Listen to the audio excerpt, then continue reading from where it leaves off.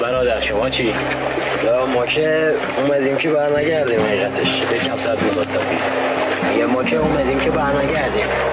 این شهید باکریه وصیتی داره میگه که برید دعا کنید شهید چی چون که بعد جنگ میگه رزمنده ها 2 دسته میشه یه دسته که غرقی پول و مادیات و اینا میشه کلن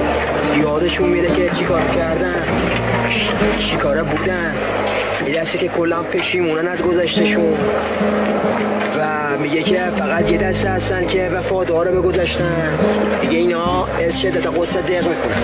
یه برید دعا کنید شهید چی این سربازه که امروز جونشو میده میخواد فردا مملکتشو خانواده‌شو همه توی رفاه و آسایش باشه